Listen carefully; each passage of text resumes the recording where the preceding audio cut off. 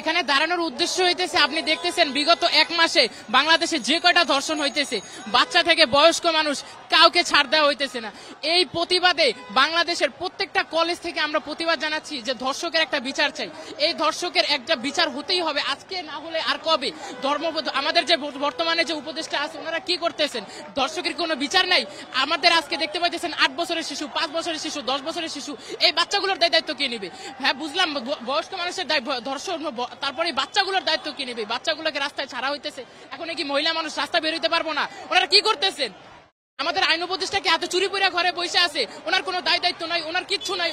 উনি জাস্ট এক জায়গায় বসে আছে, না কোনো কিছু, না কোনো খবরে উনি কিছু বলতেছে, না উনি সবার সামনে আসতেছে, না উনি কিছু বলতেছে।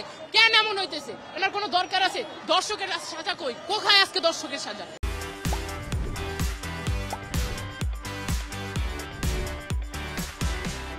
বর্তমানে বাংলাদেশের ধর্ষণের সংখ্যা বেড়েই চলছে, যার জন্য আমরা প্রশাসনের কাছে দাবি করছি যে দ্রুততম শাস্তি প্রদান করা হোক ধর্ষকদের, যেন ভবিষ্যতে এর সংখ্যা আর না বাড়ে।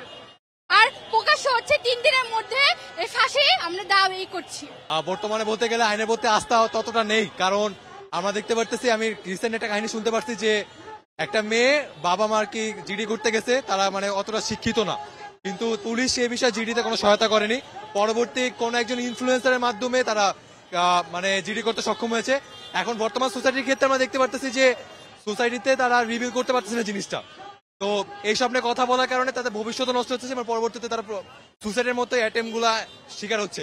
তো যদি এইসব বিষয়ে যদি আইন শৃঙ্খলা বাহিনী একটু নিরাপত্তা দিত বা আমাদের পরবর্তী প্রজন্ম ভাই বোনদের যদি সহযোগিতা করতো, তাহলে আজকে হয়তো বা এই ধর্ষকরা সাহস পেত না